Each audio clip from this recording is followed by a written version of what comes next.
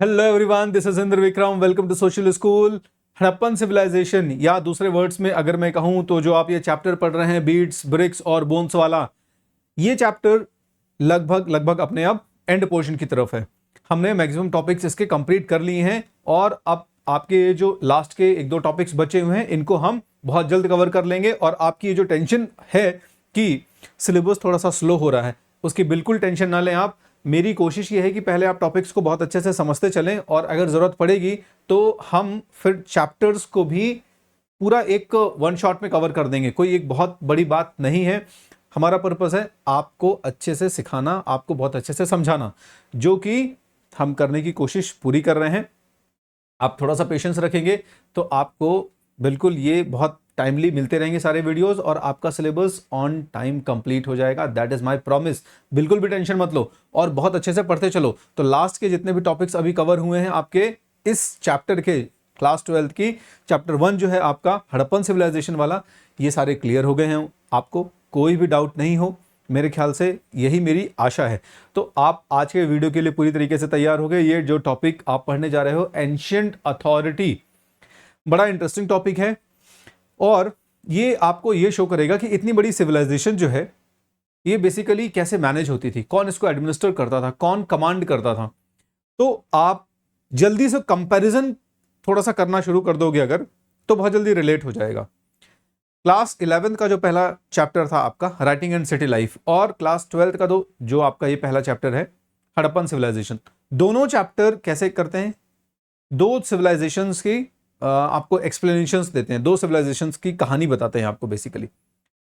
उस जगह पर क्लास 11th में जब हम यहां पे आते थे ना, इस एस्पेक्ट पे आते थे, अथॉरिटी वाले एस्पेक्ट पे, तो सब कुछ क्लियर था कि हाँ, जो मेसोपोटामियंस थे वहां पर कमांड करने वाले लोग थे, चीफ्स थे और किंग्स थे। इस तरह से हमें प्रॉपर एविडेंसेस मिल गए हैं बिकॉज टेबलेट में everything was written. But here in the Harappan civilization nothing is decoded. I mean things are written here, लिखी भी हुए हैं यहाँ पे चीजें, लेकिन उनको जिस तरह से हमें समझना चाहिए था उस तरह से हम नहीं समझ पाए हैं। And that is the you can से द डार्क साइड और द अनफॉर्चुनेट थिंग कि भाई अगर क्लियर हो जाता तो शायद ये वाला पार्ट पढ़ने में और बहुत अच्छे से समझ में आता हमें।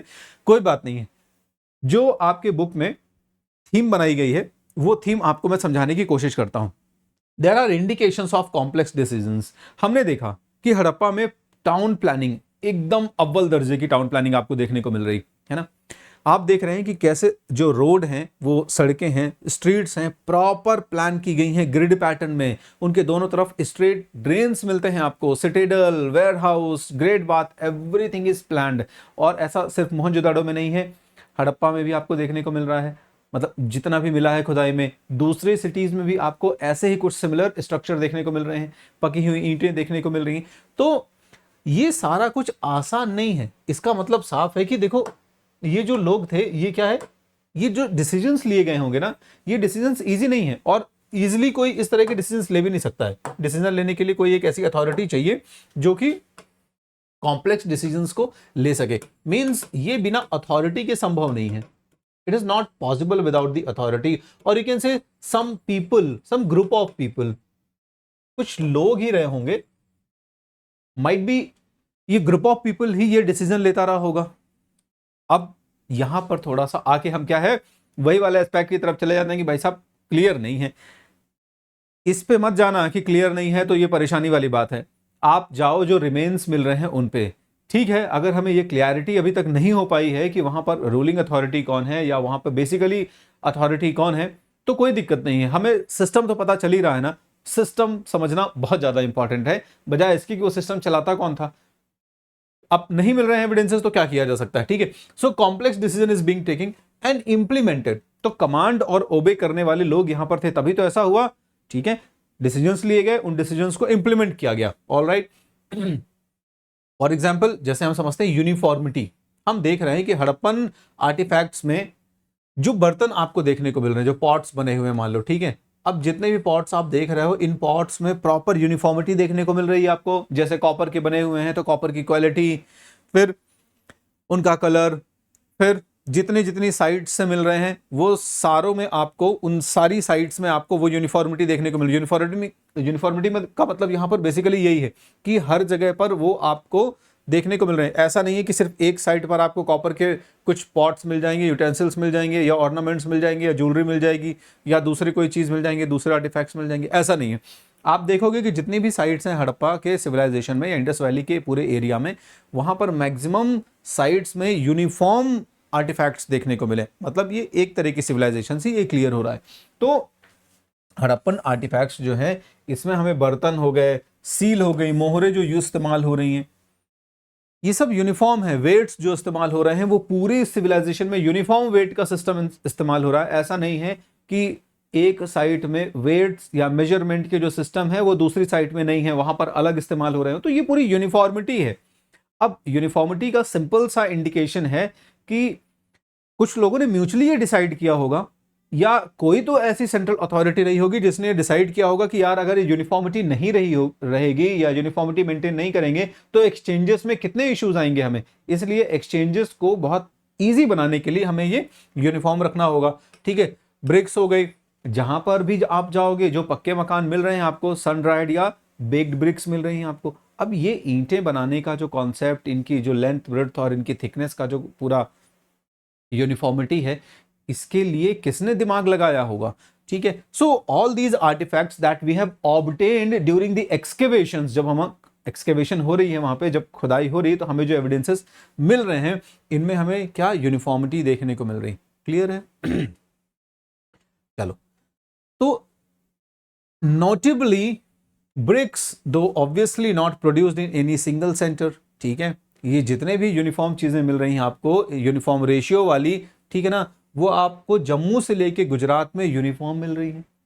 नॉर्दर्न मोस्ट पॉइंट से लेके जब आप सदर्न मोस्ट पॉइंट तक आते हैं इस सिविलाइजेशन के, तो ये यूनिफॉर्मिटी देखने को मिल रही है। क्लियर है? We have also seen that settlements were strategically set up in specific locations. जैसे आपने देखा कि चनुदड़ो, जैसे आपने देखा नागेश्वर बालाकोट, तो ये कुछ ऐसे पर्टिकुलर साइट्स थे जिनको डेडिकेट ही किया गया था कि भाई क्राफ्ट प्रोडक्शन होगा आपके यहाँ। तो क्राफ्ट प्रोडक्शन क्यों होगा आपके यहाँ? क्योंकि आपके यहाँ वो सारी चीजें, या आप उस लोकेशन में हो जहां पर ये इजी हो जाएगा, तो उन साइट्स को डेडिकेटली वो काम दे दिया। चनुदड़ो, वहां पर क्राफ्ट का काम हो रहा है। ठीक है, क्योंकि वहां पे वो चीजें थोड़ा सा इजीली अवेलेबल है। मतलब हम देखते हैं कि जो इनका सेटलमेंट भी था वो काफी स्ट्रेटेजिकली प्लान किया गया था। स्पेसिफिक लोकेशंस में ये जाकर सेटल हो रहे थे। ठीक है, और वहां पर उस तरीके का काम हो रहा था, वो पर्टिकुलर क्राफ्ट का काम हो, क्राफ्ट प्रोडक्शन का काम हो, जो भी, तो वो लोग ये सब मैनेज कर रहे थे। ऑलराइट, तो स्पेसिफिक लोकेशन में सेटल हैं ये लोग। ठीक है, डिफरेंट डिफरेंट रीजन से। Besides labour was mobilised for making bricks and for the construction of massive walls. हमें इतने बड़े बड़े जैसे सिटेडल मिल गया, वो भी पूरा वॉल्ड है। आप देखोगे सिटेडल पूरा चारों तरफ से वॉल से कवर्ड है। वैसे ही आप देख रहे हो कि जो लोअर टाउन था मोहनजोदाड़ो का, वो भी पूरा पहले वॉल का एक स्ट्रक्चर क्रिएट किया गया, उसको कवर्ड किया गया है, और इसके बाद फिर उसके अंदर कंस्ट्रक्शन का काम शुरू किया गया। तो ये जितना भी सारा काम है, ये बिना बड़े लेवल पर, मास लेवल पर लेबर के मोबिलाइज करने के बिना संभव नहीं था, है ना। यानी कि जब तक एक बड़े लेवल पर मैन पावर यहां मोबिलाइज नहीं हो रही होगी, तो फिर आप कैसे ये सारा काम कर पाएंगे। क्लियर है? तो ये सब कौन ऑर्गेनाइज कर रहा था, ये सब कौन मैनेज कर रहा था, कौन कंट्रोल कर रहा था? We are not sure about it, this is the crux. ठीक है, तो who organise these activities? Harappa में इतने बड़े पैमाने पर इन एक्टिविटीज को कौन ऑर्गेनाइज कर रहा था, ये थोड़ा सा रहस्य है। क्लियर है? चलिए, if you look for a centre, अब देखो, तो अगला अब अजम्पशन का दौर शुरू हो जाएगा, क्योंकि हमें जब ये चीजें मिल रही हैं तो ऑब्वियस ही बात है हमारे दिमाग में क्यूरियोसिटी आ जाएगी, क्वेश्चन आ जाएगा। अब तुम भी कोई चीज देखोगे, अगर तुम्हें कहीं पर बड़े पैमाने पर, मान लो तुम चले जा रहे हो रास्ते से और तुम्हें कहीं पर गोल्ड का एक कॉइन मिल गया, अब तुम्हारे दिमाग में आ गया गोल्ड का कॉइन मिल गया, एक क्या, फिर चलो कोई बात नहीं, एक मिल गया होगा, ठीक है, फिर थोड़ा और आगे बढ़े तो 2 गोल्ड कॉइन मिल गए, उसी जगह पे और थोड़ा और आगे बढ़े तो 3-4 गोल्ड कॉइन मिल गए, तो तुम्हें लगा कि यहाँ पे पक्का कुछ ना कुछ गोल्ड कॉइन का चेस्ट बॉक्स जो है, कहीं पर ट्रेजरी जो है वो दबी हुई है, खोजना पड़ेगा। मतलब अगर 2, 3, 4, 5 मिल गए हैं तो माइट भी आपको बहुत सारे अमाउंट में भी मिल जाए, हंड्रेड्स ऑफ अमाउंट में आपको गोल्ड कॉइन मिल जाए। ऐसा दिमाग में नॉर्मल क्यूरियोसिटी आना जरूरी, आप सर्च करना शुरू कर दोगे, है कि नहीं, कि शायद वो बॉक्स मिल जाए हमको।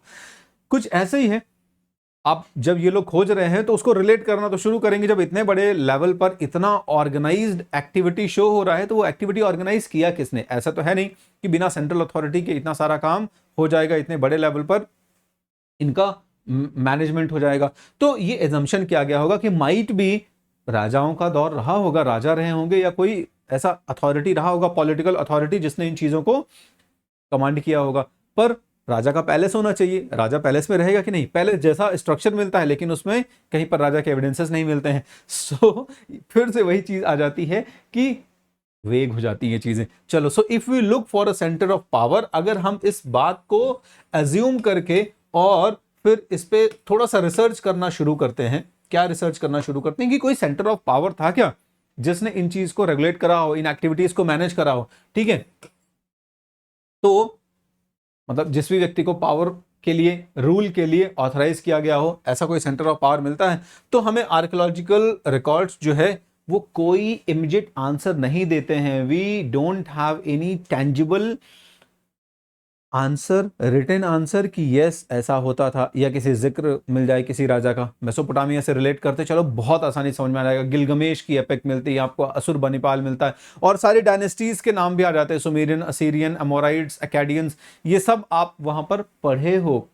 ठीक है, गिलगमेश की एपिक मिल जाती है आपको, सब ये प्रॉपर लिखा हुआ है वहां के टेबलेट्स में। यहां पर ऐसी कोई चीज नहीं मिलती। अच्छा, मूर्ति जैसी मिल जाती, अब मूर्ति बोलेगी थोड़े कि मैं क्या करता था या करती थी। ठीक है, लेकिन अगर ऐसा कुछ लिखा हुआ मिल जाता तो हम रिलेट कर लेते कि अच्छा ये जो आइडॉल मिला है, जो मूर्ति मिली है, जो आर्टिफैक्ट्स मिला है, ये पर्टिकुलर इस तरह का काम करता था। अभी देख के बस अंदाजा लगा लेंगे हम, चलो वही यहां पे क्लियर होगा। ठीक है, a large building found at Mohenjodaro, ये वही लार्ज बिल्डिंग, बहुत सिटेडल के वाले एरिया की बात की जा रही है। ठीक है, तो वहां पर हमें एक बड़े लार्ज बिल्डिंग मिली है मोहनजोदाड़ो में एक्सकेवेशन के दौरान। ठीक है, it was labelled as a palace. तो एक्सकेवेटर्स जो थे उनके दिमाग में सबसे पहली चीज यही आई कि हम 5000 साल पुरानी चीज एक्सकेवेट कर रहे हैं, तो माइट भी हो ना हो ये जो होगा ये एविडेंस होगा, क्या, किस चीज का, किसी किंग का एविडेंस होगा। ठीक है, या रेसिडेंस होगा, आई मीन मतलब रेसिडेंस के एविडेंस हो गए बेसिकली, ऐसा क्लियर है। वर्ड पे इतना कंफ्यूज नहीं हो, क्लियर होना चाहिए सब कुछ। तो लेबल्ड एज अ पैलेस, ये महल होगा भाई। चलो, लेकिन स्पेक्टिकुलर फाइंडिंग्स नहीं है यहां पर। अब महल है जैसे मारी, सिटी ऑफ मारी में आप देखोगे किंग जिमरलिम का महल जो मिलता है आपको, उसमें बाकायदा मैप वैप मिल जाता है, टेबलेट पे लिखी स्टोरीज मिल जाती हैं कि भाई इस जो राजा था इसका बहुत आलीशान महल था, दूसरे देशों से लोग जो है वो देखने के लिए आते थे, मतलब दूसरे शहरों से देखने के लिए आते थे, इतना भव्य बना हुआ था, इतना ग्रैंड महल बना हुआ था, नंबरिंग की हुई है बाकायदा। यहाँ पे ऐसा कुछ हमें स्पेक्टेकुलर फाइंडिंग्स नहीं मिलती हैं जो ये आपको बता सके कि ये जो आपको मिला है मोहनजोदाड़ो का ये जो बिल्डिंग है ये एक्चुअली पैलेस की तरह सर्व करता था, किसी किंग का पैलेस ही था। ठीक है, तो we have not found anything which can prove it, जो इस चीज को प्रूव कर सके। A stone statue was labelled and continues to be known as the priest king. अब आप बैकग्राउंड में यहाँ पे मूर्ति देख रहे हो, ठीक है ना, ये देखो, तो ये जो आप देख रहे हो इस तरह की इमेज आपको मिल गई खुदाई के दौरान। अब जैसे ही खुदाई के दौरान मिली होगी तो बड़े खुशी से उछल पड़े होंगे, एक्सकेवेटर्स की राजा मिल गया, राजा मिल गया, ठीक है ना, we have found a king. पर दूसरे आर्कियोलॉजिस्ट ने साथ में कह दिया होगा कि राज कैसे पता तेरे को कि ये राजा है कि नहीं, इसने कुछ बढ़िया फॉरहेड में ऑर्नामेंट्स पहन रखे हैं, शॉल ओढ़ रखी है बाकायदा, ये सब है ना, बांध रखा है, दाढ़ी वाड़ी सेट करा रखी है प्रॉपर, तो अपीरेंटली देखने पे कोई मतलब एलिट पर्सन लग रहा है। लेकिन अब इस पे जान तो डाल नहीं सकते कि इससे है ना पूछ ले मूर्ति बोल जाए कि हम हैं क्या, बेसिकली हमारा पर्पस क्या था, हमारा जॉब क्या था यहाँ पे। ठीक है, अब इसके बारे में कहीं पर कुछ लिखा भी होगा तो स्क्रिप्ट जो है हमारी हड़प्पा की वो डिकोडेड है भाई साहब, उसको आप अभी तक डिकोड नहीं कर पाए। तो अब स्क्रिप्ट जब डिकोडेड है, ठीक है, मतलब आपने इसको डिकोड नहीं किया, डिकोडेबल नहीं है, मतलब हमारे लिए अनडिकोडेड है, अनडिसाइफर्ड है, आप ऐसा कह दो, ठीक है, तो ज्यादा क्लियर हो जाएगा। मतलब हम डिकोड नहीं कर पाए, तो स्क्रिप्ट को डिकोड नहीं कर पाए हैं, तो इनके रोल के बारे में तो हमें कंफर्म होता नहीं है, क्लियर। तो हम एज्यूम करते हैं कि ये प्रीस्ट किंग होगा, ठीक है। अब आर्कियोलॉजिकल एविडेंसेस से ये एज्यूम कर लिया हमने कि ये प्रीस्ट किंग हो सकता है, क्लियर है। और ऐसा इसलिए क्योंकि सिमिलर टाइप के लोग मिल गए मेसोपोटामिया में। खुदाई करने वाले जो लोग थे, इनको एक्सपीरियंस जो था वो मेसोपोटामिया का एक्सपीरियंस था, है ना। तो अपने जो पूर्वानुमान थे, जो इनके प्रीवियस एक्सपीरियंसेस थे, इन्हीं एक्सपीरियंसेस को लेके यहां पर आ गए ये। अच्छा, वहां पर आपको बहुत अच्छे से पता है कि बड़े भव्य मंदिर हुआ करते थे, जिगुरत जिन्हें कहते थे, टेम्पल्स जिन्हें कहते थे, टेम्पल्स कह दो या मतलब ziggurat was specifically a term use for the temples in Mesopotamia. तो वहां पर जिगुरत जो बने हुए होते थे वो बहुत लॉन्ग, बड़े बहुत भव्य टावर की तरह होते थे। वहां पर क्या होता था, प्रीस्ट किंग, बेसिकली वो अपने आप को पोर्ट्रेट ही ऐसे करता था कि I am the representative of the God, इस तरह से। तो ये जो प्रीस्ट किंग वाला कॉन्सेप्ट है, ये मेसोपोटामिया से वहां से चला आ रहा था। यहां पर ये जो एक्सकेवेटर्स थे, उन्होंने सीधे वही रिलेट कर लिया कि माइट भी यहां पर जब जैसे ये मिला उनका, हड़प्पा में भी किसी प्रीस्ट किंग का रोल रहा होगा। लेकिन ये सिर्फ एक एजम्पशन ही रह गया। क्लियर है? क्योंकि मेसोपोटामिया में प्रीस्ट किंग का कॉन्सेप्ट था, तो यहां पर भी हो सकता है इंडस रीजन, अब इनके ट्रेड रिलेशन भी थे, तो हो सकता है यहां पर भी कुछ ऐसा ही कॉन्सेप्ट रहा होगा। यहां पर भी कोई किंग टाइप का, प्रीस्ट किंग टाइप का रहा होगा, रूल कर रहा होगा। लेकिन ऐसे कोई मंदिर मिलते नहीं हमें। जब हम रिलीजियस एस्पेक्ट की तरफ जाते हैं हड़प्पन्स के, तो आप देखोगे कि क्या किसी तरह के रिलीजियस आपको वैसे बड़े टावर या टेम्पल्स मिलते हैं? नहीं।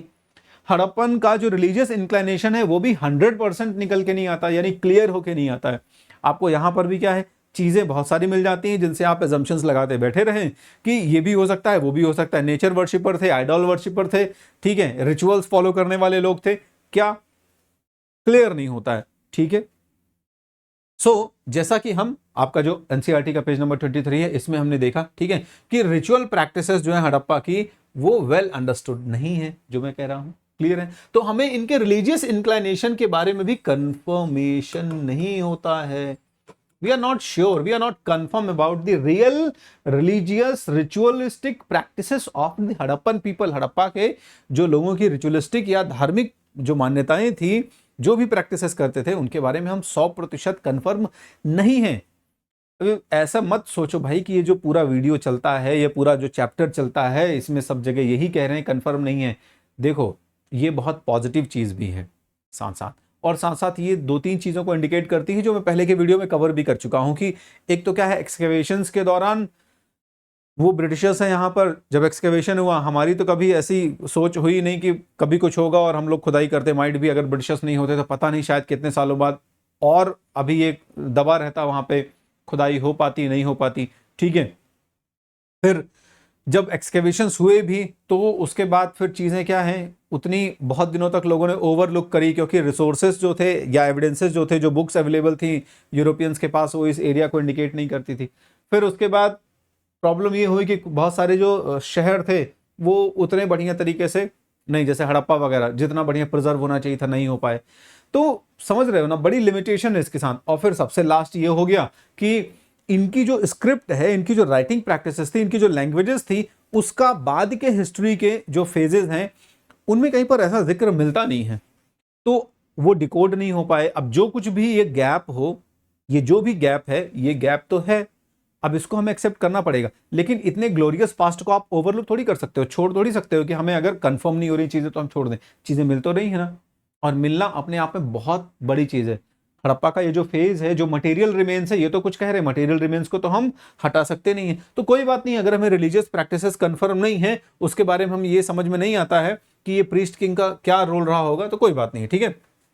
सो we are not sure about the ritualistic practices of the Harappa. ठीक है। There are means of knowing whether those who perform them also held political power. फिर ये भी क्लियर नहीं है कि जिस तरीके से मेसोपोटामिया में जो वहां रिलीजियस हेड होता था या चीफ होता था, वही पॉलिटिकल पावर भी होल्ड करता था। तो अगर हम थोड़ी देर के लिए एज्यूम भी कर लेंगे, ठीक है, प्रीस्ट किंग रहा होगा या प्रीस्ट ही है, मान लेते हैं ये प्रीस्ट हैं भाई साहब, ये रिचुअलिस्टिक प्रैक्टिसेस कराते थे, पर क्या यही वहां पर पॉलिटिकल पावर भी एज्यूम करते थे? ये श्योर नहीं है। अब ये सारी चीजें क्या है, ये ऐसे ही टेबलेट मिल जाता है एक आध बढ़िया कुछ फर्स्ट क्लास टाइप का, ठीक है, और जिसको टैबलेट मिलता तो ठीक है, टैबलेट मिले ना मिले, हमको बहुत सारी सील और रिटर्न जो वो चीज़ें हैं, एविडेंसेस हैं, स्क्रिप्ट है, वो तो मिली गई, पर हम शायद उसको प्रैक्टिस में लाए होते या कहीं टूटा फूटा कुछ ऐसा हमारे पास उस लैंग्वेज को पढ़ने का तरीका होता 100%, जिससे हम पूरी लैंग्वेज उनकी डिकोड कर लेते, तो ये फैक्ट जो है वो बहुत अच्छे से क्लियर हो जाता। ठीक है। तो ये क्लियर नहीं है कि जो लोग रिचुअलिस्टिक प्रैक्टिसेस करते थे, क्या वही लोग पॉलिटिकल पावर भी होल्ड करके रखते थे, या उन्हीं के हाथ में राजनीतिक सत्ता होती थी, क्या वही डिसाइड करते थे कि इतने बड़े लेवल पर जो एक्टिविटीज हो रही हैं वो कैसे होंगी, कब होंगी, कहां होंगी, कौन कितने लोग मिलकर करेंगे उनको? क्लियर है? चलो, so some archaeologists are of the opinion that Harappan society had no rulers. अब कुछ लोग, जब कुछ रास्ता नहीं मिलेगा तो यही कहोगे कि नो रूलर्स है, ऑप्शन भी तो नहीं है आपके पास। तो ये लोग क्या कह रहे हैं कि Harappan society had no rulers. भाई यहां पर शासन व्यवस्था जैसी कोई चीज नहीं थी, ये हम कंफर्म नहीं कर पा रहे हैं, पर यहां पर रूलर्स बेसिकली होते ही नहीं थे, पॉलिटिकल सिस्टम कुछ ऐसा था नहीं, एज सच कोई ऑर्गेनाइज पॉलिटिकल सिस्टम नहीं था। ठीक है, एवरीबडी एंजॉयड इक्वल स्टेटस, और सबको यहां इक्वल स्टेटस था, पर फिर भी there has to be something, someone जो ये डिसाइड तो करेगा ना कि कितने लोग हैं, इतने बड़े पैमाने पर ट्रेड हो रहा है, इंटरनेशनल ट्रेड हो रहा है, इंटरनेशनल ट्रेड को मैनेज करने वाला कोई नहीं है। Unified measurement system, weight and measurement system मिल रहा है हमको बिना ऐसे ही किसी अथॉरिटी के, आखिर कुछ तो रहा होगा। और अगर ये फ्रीडम की बात करें हम, ठीक है, कि एवरीबडी एंजॉयड इक्वल स्टेटस, तो फिर तो मतलब कहना चाहिए कि इससे बड़ी सभ्यता के बारे में कल्पना ही नहीं की जा सकती कि लोग इतने अनुशासित, इतने डिसिप्लिन तरीके से रहते थे कि वो जो सिस्टम उन्होंने म्यूचुअली डिसाइड कर लिया था उसी को वो कैरी करते थे, कोई चीटिंग नहीं, कोई बदमाशी नहीं, और किसी भी तरह की कोई हेराफेरी नहीं। That is something which proud, we should feel proud on it. ठीक है, चलो, others feel there has no single ruler but several. अब अलग अलग ओपिनियंस हैं। ठीक है, कुछ लोग कह रहे हैं कि एक पॉलिटिकल सिस्टम नहीं था, ऐसे छोटे छोटे साइड के छोटे छोटे चीफ रहे होंगे, छोटे छोटे किंग्स रहे होंगे, जैसे कि मेसोपोटामी में नॉर्मली है, मेसोपोटामी में भी यही पैटर्न था। क्लियर है? तो सिंगल रूलर नहीं है, सेवरल थे। ठीक है, मोहनजोदाड़ो का सेपरेट रूलर रहा होगा, हड़प्पा का सेपरेट रहा होगा, कालीबंगा का सेपरेट रहा होगा, चन्नूदड़ो का सेपरेट रहा होगा, राखीगढ़ी का सेपरेट रहा होगा। ठीक है, जितने भी यहां पर साइट्स हैं उनके अपने अपने लोकल हेड रहे होंगे जिन्होंने इन डिफरेंट एक्टिविटीज को कमांड किया होगा, और इस तरह से करके यहां का एडमिनिस्ट्रेटिव सिस्टम चलता रहा होगा। But all these are speculations, ध्यान रखना, ये सब कुछ क्या है, ये कल्पनाएं हैं, अपने मन में जो की हैं वहां पर उन लोगों ने, इसके पीछे कोई ठोस ऐतिहासिक, कोई सॉलिड हिस्टोरिकल एविडेंस नहीं है। ठीक है, चलो, yet others argue that there was a single state given the similarity in artefacts. अब अभी भी खत्म नहीं हुआ इनके बीच का डिस्कशन। अब ये कह रहे हैं, कुछ लोग कह रहे हैं कि नहीं नहीं नहीं, पूरा एक यूनिफाइड पॉलिटिकल सिस्टम रहा होगा। क्यों? क्योंकि हमें जो आर्टिफैक्ट्स मिल रहे हैं इनमें सिमिलैरिटी देखने को मिलती है, यूनिफॉर्मिटी देखने को मिलती है, मतलब गजब तरीके का एकदम घमासान मचा हुआ है आर्कियोलॉजिस्ट के बीच में। तो ये होती है चीजें जब कंफर्म नहीं होती, कभी इतिहास का वो फेज जहां पर हमें एविडेंसेस में 100% कंफर्मिटी नहीं रहती है, कंफर्मेशन नहीं रहता है, तो फिर इस तरह के कंफ्यूजन्स अराइज होते हैं, कोई बड़ी बात नहीं है। Alright, the evidences for planned settlement, standardized ratio of brick size, establishment of pattern of establishment, है ना, किस तरह से सेटलमेंट है उनका, है ना, रॉ मटेरियल्स के आसपास, जो कि हम डिस्कस कर चुके हैं, जैसे राखीगढ़ी की उसकी नागेश्वर बालाकोट की बात कर रहे थे हम, खेतड़ी की बात कर रहे थे, चन्नूदड़ो की बात कर रहे थे, जहां पर रॉ मटेरियल्स मिल रहे हैं आपको, जैसे कॉपर नागेश्वर बालाकोट की बात कर रहे थे हम। ठीक है, और चन्नूदड़ो की बात कर रहे थे हम, जहां पर बेड्स बनाने के लिए सफिशिएंट रॉ मटेरियल अवेलेबल था। क्लियर है? तो इन सेटलमेंट्स का वहां पर स्थापित होना, एस्टैब्लिशमेंट होना जहां पर रॉ मटेरियल है, तो ये सब कुछ जो है वो इंडिकेट करता है कि एक सिंगल स्टेट था। ठीक है, अब यहां पर जो कुछ भी हो, ठीक है, कुछ भी हो, ये बात सबसे इंपॉर्टेंट है कि भाई इन कम्युनिटीज ने इतने कॉम्प्लेक्स डिसीजंस को लिया, इतने कॉम्प्लेक्स डिसीजंस को इंप्लीमेंट किया, ये अपने आप में एक बहुत बड़ी चीज है। What ever is the condition, जो भी हो यहां पर, ठीक है।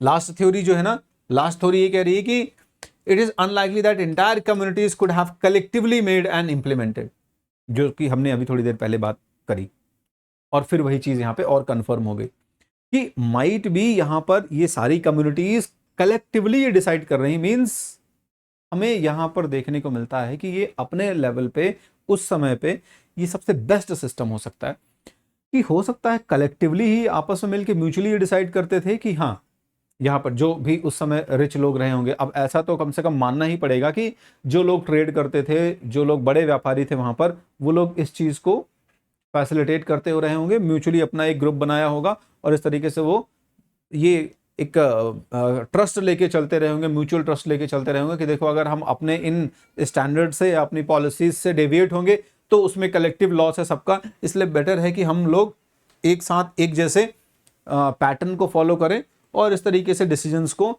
इंप्लीमेंट करते थे। चाहे वो टाउन प्लानिंग का डिसीजन रहा होगा, यूनिफॉर्म जब मिलकर डिसाइड किए गए हम किया होगा उन्होंने, तो उन्होंने कहा कि भाई हड़प्पा में बने, चाहे मोहनजोदड़ो में बनो, चाहे चन्नूदड़ो में बने, चाहे राखीगढ़ी में बने, चाहे लोथल में, चाहे ढोलावीरा में, किसी भी जगह पर कंस्ट्रक्शन हो, कंस्ट्रक्शन का ये पैटर्न फॉलो होना चाहिए, इस तरह से रोड बननी चाहिए, इस तरीके से सारा काम यूनिफाइड हो। तो अगर ये भी है तो अपने आप में ये एक बहुत बेस्ट एग्जाम्पल है।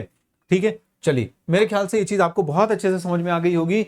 आज जो हमने पढ़ा ये बहुत बहुत बहुत इंटरेस्टिंग पार्ट था आपके, मतलब सारे ही इंटरेस्टिंग पार्ट है ऑब्वियसली अगर आप उसको बहुत अच्छे से समझोगे तो, लेकिन ये और इंटरेस्टिंग है कि कंफर्मेशन नहीं है कि क्या एडमिनिस्ट्रेटिव सिस्टम या रूलिंग सिस्टम रहा होगा, लेकिन उसके बावजूद भी बेस्ट वे में मॉडर्न मतलब मॉडर्न तरीके से एक तरीके से रेगुलेटेड हैं चीजें। तो होपफुली ये क्लियर हो गया होगा आपको। मैं रिपीट करा दूं, हमेशा बार बार आपको एज अ रिमाइंडर मैं सर्व करता हूं यहां पे। ठीक है, so batches are there, already start हो चुके हैं। इंसेप्शन का बैच चल रहा है, विक्ट्री बैच चल रहा है जो कि क्लास 12th के आप लोगों के लिए है ये। तो बिना देर करे जल्दी से जल्दी एनरोल करो। अभी बहुत कम हमने यहाँ पे सिलेबस कवर करा है, अभी 100% मतलब 100% तो खैर अभी ऑब्वियसली नहीं होगा, लेकिन जो शुरुआती चैप्टर्स हैं वो भी 100% कवर नहीं हुए हैं। फर्स्ट चैप्टर, सेकंड चैप्टर इस तरीके से ही शुरुआत में अभी चल रहे हैं। तो अगर अभी भी आप एनरोल होते हैं इन बैचेस में तो आपको बेनिफिट मिलेगा पूरे सिलेबस को बहुत अच्छे से ऑर्गेनाइज तरीके से कवर करने का। ठीक है, और बेसिक जो सबसे इंपॉर्टेंट मैं बात करूं कि बेनिफिट क्या आप अगर आप ज्वाइन करोगे तो मिलेगा। देखो ये सारे बेनिफिट्स हैं, कौन कौन से, कि आपकी जो लर्निंग है ना ये आपको ऑफलाइन पैटर्न की तरह लगेगी। जब आप ऑनलाइन में भले पढ़ रहे हो, लेकिन जब आप यहां पर बैठोगे प्लेटफॉर्म पे तो आप टीचर के साथ जो इंटरेक्शन करोगे, चैट्स कर सकते हो, आप अपने जो कुछ, जैसे टीचर ने कुछ पूछा तो आप इमोजीज के थ्रू उसको रिप्लाई कर सकते हो। तो you will feel like even more than the offline class. Then you can ask questions using the question tab. Question tab का एक ऑप्शन है जिसके थ्रू आप अपने डाउट्स को पूछ सकते हो। रियल टाइम पे वो डाउट आपका रिजॉल्व हो जाएगा। मतलब ऐसा भी नहीं है कि जैसे आप YouTube पे वीडियो वॉच कर रहे हो और आपके मन में कोई डाउट आ गया है तो आप फिर उसको लेके या तो बुक के पास या फिर किसी दूसरे पर्सन के पास जाओगे, कमेंट करोगे, माइट भी रिजॉल्व होता है, नहीं होता है, तो बहुत सारा यहाँ पे गैप है। लेकिन प्लेटफॉर्म में ऑन टाइम आपका डाउट रिजॉल्व हो जाएगा। Then there is option for the quiz, poll option, जिससे टीचर्स आपसे क्वेश्चन पूछते रहेंगे। पोल जो है ये आपकी जो लर्निंग्स हैं इनको कंसोलिडेट करने और इंश्योर करने का सबसे बेस्ट वे है कि भाई हाँ मुझे आ रहा है। फिर इसी पोल के थ्रू जब लीडर बोर्ड जनरेट होगा तो आपने सही आंसर दिया है कि नहीं, कितना क्विक आंसर दिया है ये भी आपको पता चल जाएगा और आपका कॉन्फिडेंस लेवल बूस्ट करने में बहुत हेल्प करेगा। Then scholarship test, you can attempt the scholarship test and you can fund your studies as well. और ये सारे बेनिफिट अगर आपको लेने हैं तो आपके पास सबसे बेस्ट ऑप्शन है, use the code Indra, INDRA, use this code Indra. जब आप ये लेने जाएं, ठीक है, मतलब एनरोल कर रहे हो तो आप वहां पर क्या कोड एंटर करेंगे, INDRA, आपको मैक्सिमम पॉसिबल जो डिस्काउंट मिलेगा वो ये एंटर करने पर मिल जाएगा। तो होपफुली ये समझ आ गया। Then you can connect with us using this Telegram channel. इस टेलीग्राम चैनल को ज्वाइन करिए सोशल स्कूल का, जहां सारी अपडेट्स आपको मिलती रहेंगी। ऐसी आशा करता हूं मैं कि आपको ये जो पूरा लेक्चर है बहुत बेहतरीन तरीके से समझ आ गया है। अगले टॉपिक के साथ मैं जल्दी से मिलता हूं, तब तक अपना ध्यान रखिए और सोशल स्कूल के साथ बने रहिए। Thank you.